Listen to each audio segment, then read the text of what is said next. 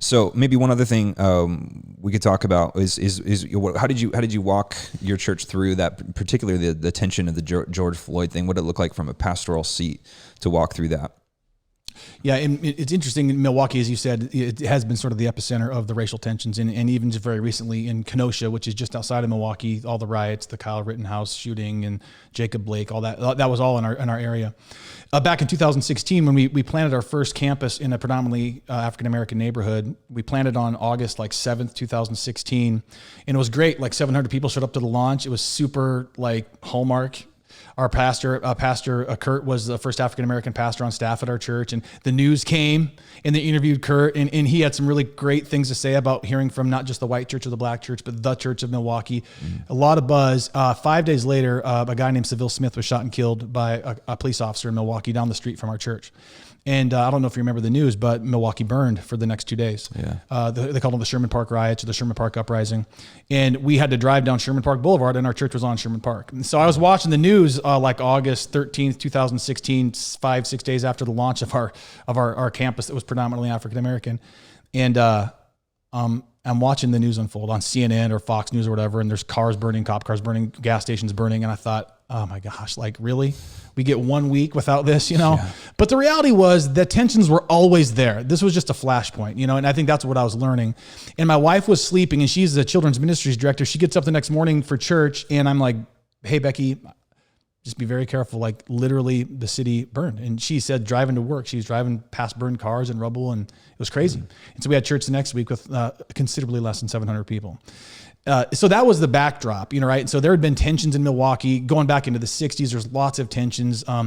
There's just lots of reasons for that, legitimate reasons. So when you get the situations like Ahmaud Arbery and George Floyd, when those situations had risen up, Epicos was unique because the church I worked at, like you said, our staff was very multi-ethnic. We had, I think, 4 African-American men on staff at that point on our pastoral team.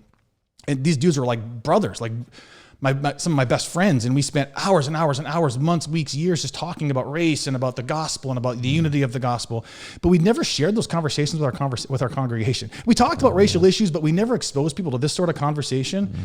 So as we're dealing with the aftermath of George Floyd and just the, and it so quickly became divisive, it became a right thing and a left thing and a white thing and a black thing.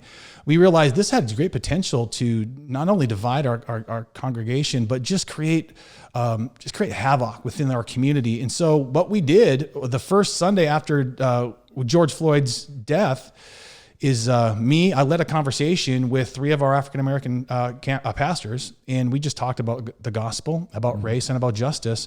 And what we said, our heart was, let's let our congregation peer into this conversation about race, about what we've been having behind closed doors. And honestly, I just thought, I want our congregation to hear from the black voices among us. These are men who love Jesus, who have served him faithfully, who've shepherded our congregation, who've lived lives of obedience, and let them talk at a very gut level about what it's like to be black in America. And so we just, in light of the gospel. So it was like an hour and 40-minute conversation. We made the decision, because this was during, exclusively streaming days of early COVID, we made the decision as a congregation in Milwaukee, that's our service. Mm-hmm. So that was literally what we streamed on Sunday, and we exposed our congregation to that conversation. Wow. And then we went into a series on race, justice, and the gospel. And, super hard.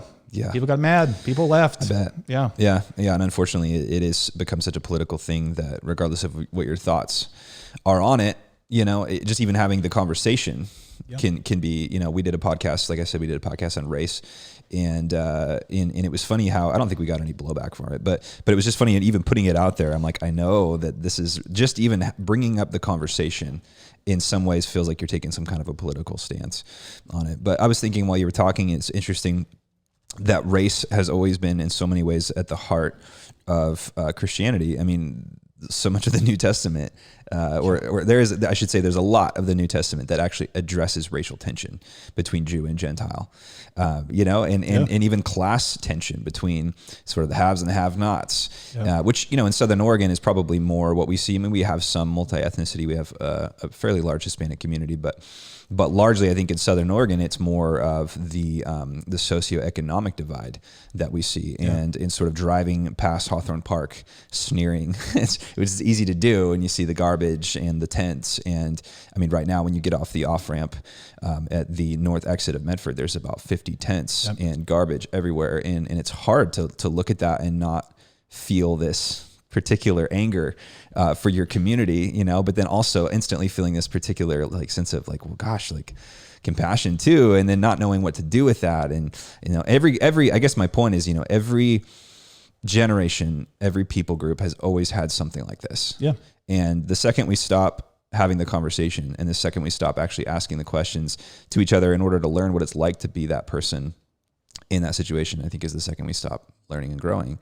And what was the statement you said again? It was, without proximity, there will be no empathy. It's very easy. It's very easy to stay in my sanitized, self-contained world and peer across the divide at them.